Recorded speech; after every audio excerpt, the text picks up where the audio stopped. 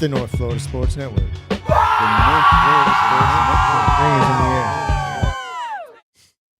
Is it? It's on the way. It's on the Leaves way. everywhere. It's in the air on the way. Leaves everywhere. 1 minute they're there and you get them up and they're still there. It's every day. What a combine that was, though. Huh? Really was. It showed you what Showed you what Josh Storms can do. shows you what this program's been up to the last 4 years. Yeah. It's just working, putting in work every day.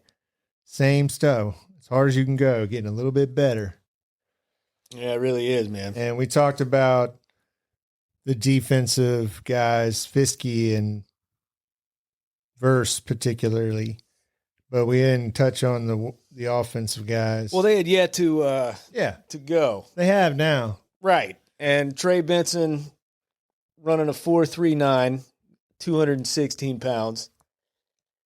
Johnny Wilson, dude, 4.5, 231 pounds. Mm-hmm. Longest wingspan, 7'2" wingspan, longest wingspan ever recorded on a wide receiver at the combine. I tell you what, I already liked Johnny Wilson. He was my guy. I mean, he was the third day. He was Jordan Travis's guy. That's what I meant to say. You could really see it time and time again on third down. Third down was his down. And when it really needed to come up with a big play, Johnny Wilson came through 2 years. He was that guy for Jordan Travis. You saw it. Even with Keon Coleman on the team. Yeah. So Keon Coleman, the 40 time wasn't. It was disappointing. Yeah, it was. 4.6 is disappointing, but he moved so smoothly through every other if you drill. would look at that drill in particular where they run and getting the balls are thrown at them, and they're running down the line, that one. Right, he did that the fastest in the he topped straight out. line. Yeah. So and he's going to make his money in the red zone. That guy's going to make his money one-on-one contested catches. Yeah, I think late first round is where you're going to find him getting snacked. Right. I don't know, man. Trey Benson, it depends on what they put, how much emphasis is running back going to get in this draft. If you're looking for one, though, he's got it, the whole package. Dude, he really does. And he's got the playmaking ability. He's got the catching ability. He can block. Well, he's got the size, the when speed, you see and he that can catch. speed, and you put the tape on, and you see the ability to absorb contact and keep running, right, and keep accelerating, right. I mean, you get someone late in the first round, where you're going to use him. You can use him in so many ways. You got to have multiple backs, though. That position is such a position where you don't put a lot. I can dream where they just, 49ers just kind of give up on the Elijah Mitchell experiment and take Trey Benson at the end of the first round. Pair him with Christian McCaffrey. That would be great. I don't think they'll do it, but he looks, kind of like a Mostert kind of. That's trackability. I didn't expect him to run that.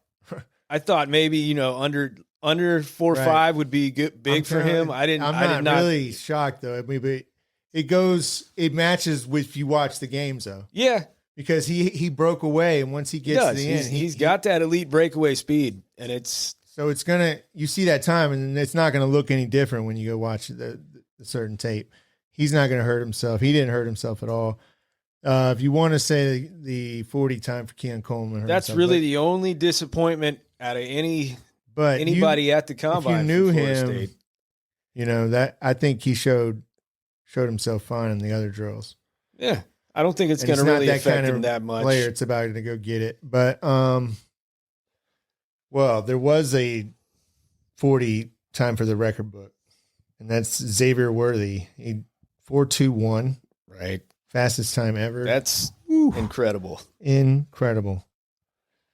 Nate Wiggins is another 4.28. Yeah, defensive back from Clemson. Yeah. We saw when we played Clemson this year, that guy was a pro. Actually, if he doesn't go out of the game, and they had to replace him, and then Keon. They went right after him. Yeah. That was a great matchup, that whole game, him and Wiggins. But Jerry and Jones for Florida State, 4.38. Another guy that surprised me with how fast 4.38. Take a minute here for the defense and just, every position that we had represented at the defense. I think we had defensive end, defensive tackle, linebacker, and corner. For some reason, Akeem didn't make it. Or get an invite to the combine. But all those positions, Florida State has somebody in the top 5 of the 40-yard dash. So you're talking about speed on every level of defense. Right. I mean, and those guys are Verse, Fiske. Yeah. I mean, Deloach, it's your starters. It's your. I tell you what, and I know no fans don't, but that Ricky Pearsall for Florida, I think he's a good player. In 4.41. Yeah. That's really good. Yeah. He could already catch and route run. He's going to be. Florida has got, they got guys that are good. Yeah. I think Pearsall is going to be a good pick, dude. Yeah. Somebody. He really is. I mean, you look at teams like the Rams, but teams that go out there. There's a lot of receivers coming out, that you can find a lot of talent. Right. Pearsall, what's going to limit him is just his size, his height. He's going to be in the day 2. Yeah. So he'll go day 2. Somebody will go take him. Definitely. He'll be productive in the NFL. Team, exactly. He can be very productive. You have just everywhere across the board. Top 5? Top 5. Linebacker, you had Deloach. He's in the top 5 of the 40. Right. Fiske, Verse, cornerback Jerrion Jones. It would have been interesting to see Akeem Dent get an invite to the combine, seeing how he tested. At the way early injury probably kept him out. Just in the season, not enough tape on him. Yeah, I know he was in some mock drafts before this past season started. He'll have pro days. Yeah, him and Robert Scott were the 2 guys that were getting a lot of. What is it? Because the draft's still 2 months away? Yeah, it'll be yeah. Oh my God. I mean, we got to talk about the quarterbacks.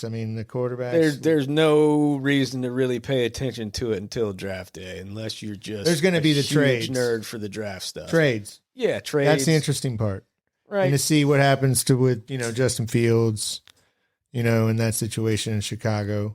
Jimmy Jr. wants to hang on to him. Right, but that's based nothing off of, it's only sentimental and thinking from his heart, man, just because he likes Justin Fields. If you think you can upgrade by taking Caleb Williams, you got to do it. Right. What do you think? What do I think? I think unless it doesn't matter unless you have somebody. You've seen enough out of Justin Fields. Well, I have, but are you going to ever have an offensive line that's worth a shit? I mean, that's the bigger issue. Well, then you keep Justin Fields then. Yeah. And draft. Do you think Caleb Williams can back? Yeah, you think Caleb Williams can win now and let you build an offensive line around him?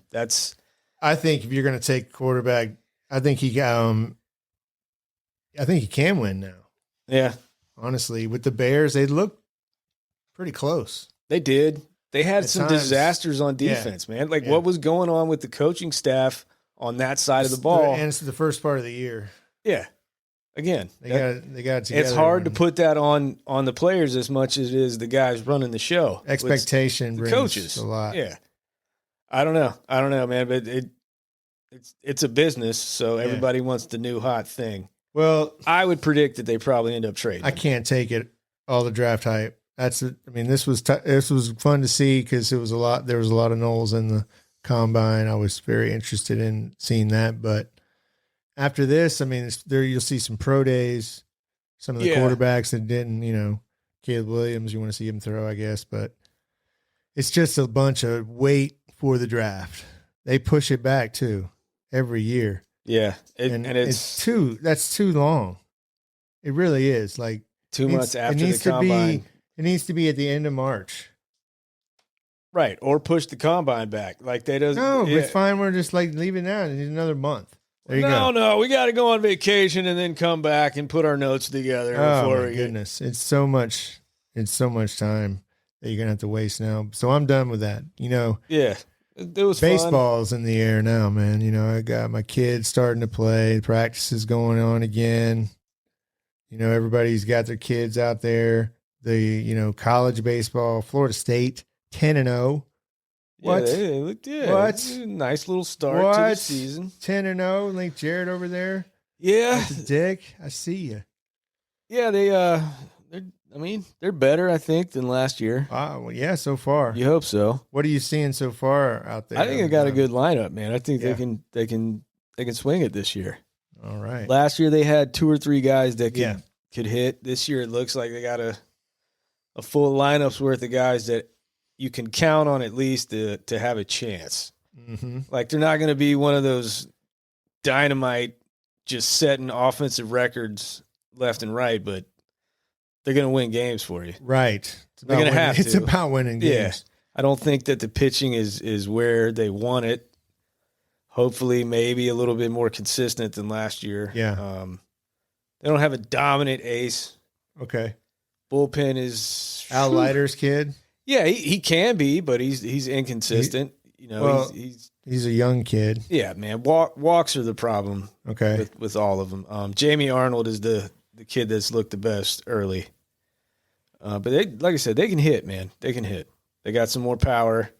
They got that Farrow kid to come back home. So it you got to be able to score runs. Yeah. You got to be able to score runs. Yeah. I mean, you can't. And you hope the pitching can come along. Right. It was fun. I mean, I saw the game the other night. They were able to slug it out. Yeah. Illinois. Yeah, and that's a game last year that they probably lose. So it's good to see that they're getting better. I mean, it's 10-0s. Yeah, there's one of 5 undefeated teams left in D1. Louisiana Tech, TCU, Texas A&M, UC Irvine, Florida State. A couple of the polls have Florida State ranked, from like 19 to 24 or something like that. But yeah, you don't need to worry about that. No, you don't, dude. Rankings are just ridiculous in baseball. They have such a huge field in the postseason. That's all you really got to worry about. But it's important to win games, and bad losses are to prevent bad losses. Right. You saw it in basketball. It's killing that basketball team. It kind of hurts you. And this was this past tournament they went and played in Greenville at the Greenville Drive Stadium. You didn't have it. Yeah, you took care of business. Yeah, and it's a game like you played Michigan, Illinois, Michigan State. I'm sorry, in Western Michigan. But you know what? Hey, it's your first road series of the week. You faced the ace of all 3 of those teams. You faced adversity in the games, and you came out on top. That's a good sign. Yeah, you went at a neutral site. That's some good experience for the team early in the season.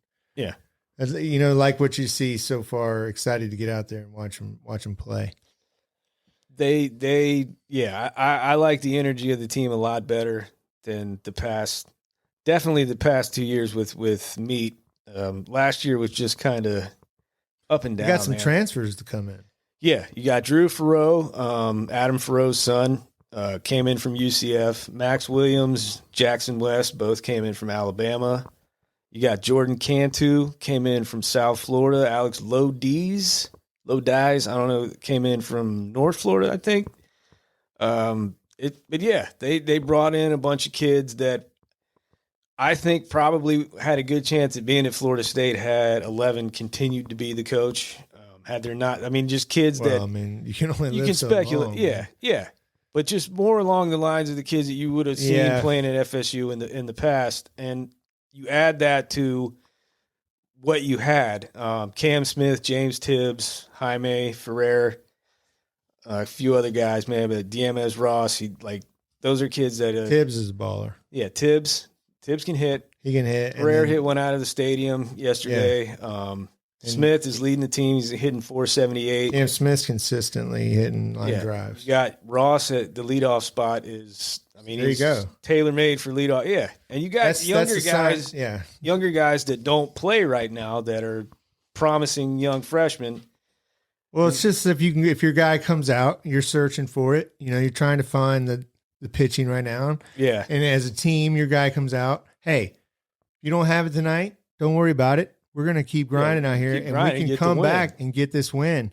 And that says a lot. That gives your pitching staff more confidence to go out there and to just give it everything they have. Takes pressure off. It up. Yeah, takes pressure off throughout. We're going to get your back. Yeah, it really does. And that builds, man. When it's weekend after weekend of damn, I got to go out there and be perfect on the mound because we can't get any fucking runs. So starting a consistent lineup Looks like the difference maker so far. Tibbs has been hitting home runs since he stepped on campus. I think he had 17 last year. This guy from Georgia Tech jacked like 4. Drew Burris, he's got 10 home runs in his first 10 games. He had like 4 in a row. 4 in a row, 4 in one game. I think he's listed at 5'9". Wow, 175 pounds. Turning on it.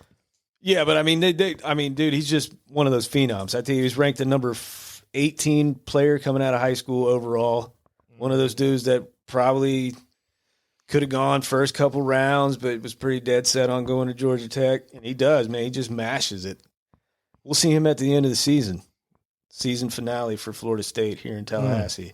I'm going to say just a couple of more highlights that we didn't get to. Verse, 31 reps. Yeah. Very impressive. Everything with he did. With a 4.59 too. I mean, like how... Everything he did when you put that with the 2 years of tape, like it's not just... He's not just a combine warrior. Like you put it on tape and watch him pushing. Getting better. Yeah. You watch him push 330-pound offensive linemen into their quarterback. Right. Ragdoll them. Like, and that's why FSU fans were mad because ugly teams have been champions before. Have you seen the Giants with Bill Parcells? Yeah. You know, and I'll add another thing with the speed, like with Trey Alabama. Some of Alabama's teams, they didn't have good quarterback play. Right. It's one position. The narrative that was pushed is that Jordan Travis is carrying this team full of just and you could see that how up front in particular at that combine we talked about it. Those two stars that showed out on defense in particular, they took over. Right, and then you saw how the offense still had playmakers on it. Right, and that's another thing about speed. You talk about Trey Benson. Jaheim Bell was also top 5 for tight ends in the 40. Right. Benson, same thing with running backs. Ball security too for Benson. The speed is something that for some reason Florida State kind of people are like, they can't match speed with these teams, or they can't match power, and like you just saw at the there's it should make you angry over again. People will never forget. We move on, but just kind of when you talk about those players together though, it was almost like their last little. And I'm gonna like you compare that to going out there and playing against Georgia. What really proves more and is more beneficial to each of those players? Right. Like, I'm gonna go prove that shit. Well, they did that, and like Fabian Lovett pretty much told us at this point. At this point, if I'm gonna prove something, I'm gonna do it to help myself. Yeah, right. I'm gonna go to the combine and prove that, and every single one of those players just did that. They just went out there. I'm gonna show you. Those players wouldn't have sat out a game in the playoff. Right. A game that would have meaning. Right. They wouldn't have done that. It's not I guarantee you game. that. So it's meaningless. The only reason that's the only reason they set out. They haven't lost, and they wouldn't let them in the game. Right. So they're like, all right, we're just going to get ready for the combine, ball out. And that shows professional character. I mean, honestly. Well, it just shows that you're going to get, they're treating it as it should be treated. It's a business. It's a business now. They're going to make a career out of it. So every single one of those players went to the combine and validated their decision not to play in that game by turning in performances that is going to because of where they came to Florida State and got better, right? Because they worked their tails off, and for years upon years they bought into the system of system, of getting better every day, being your best self. You work with my guy Storms when it's time to work with him, and then you come and you let us coach you. There's not a fan. There's not a program that even cares. It will never be like, oh yeah, you got. And you'll have your rivals that will mess around, but everybody knows deep down, Well, so baseball's in there, basketball. Oh my goodness. Let's just wrap it up, man. Yeah, we got 2 more left. I tell you what, you got one game that matters. Miami's the only game. Miami's the only game. You can't let Matt Cleveland come in here and walk off 500. Because even if they lose this game, they'll be 500. More about 500. This shit is personal. Yeah. All right. Well, you cannot let Matt Cleveland come back to Tallahassee, walk off on senior day with a win for him and a loss for his old team. Like, you just can't do it. If you're a player, if you got to have a mindset where we can't let that happen. Who do you think you are? I am. Yeah, exactly.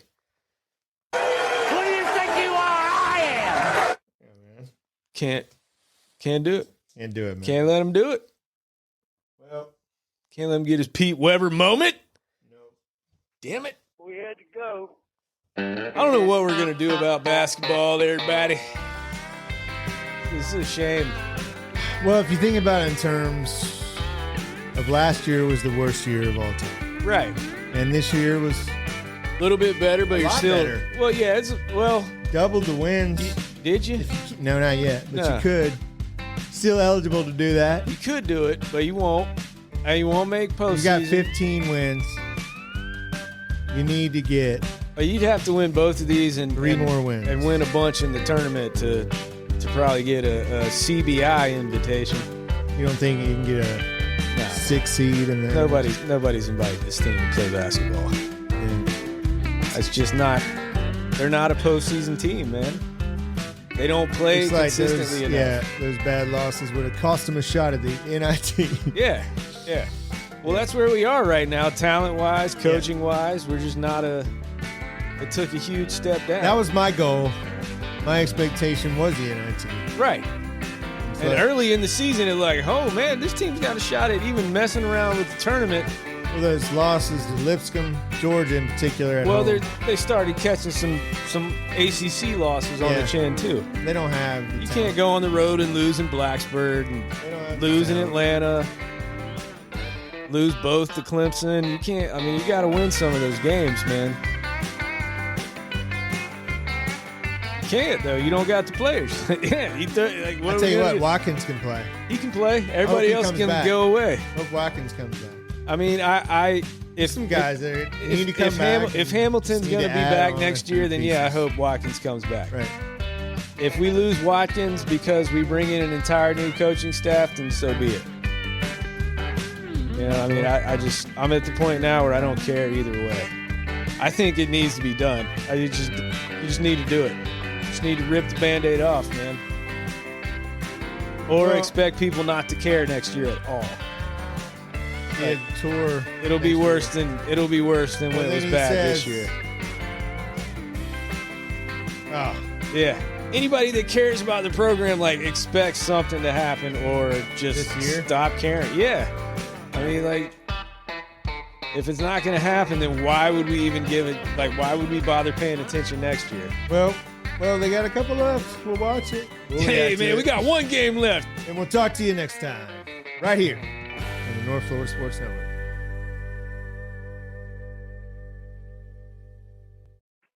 We had to go. Our ride was here. We got a shuttle to our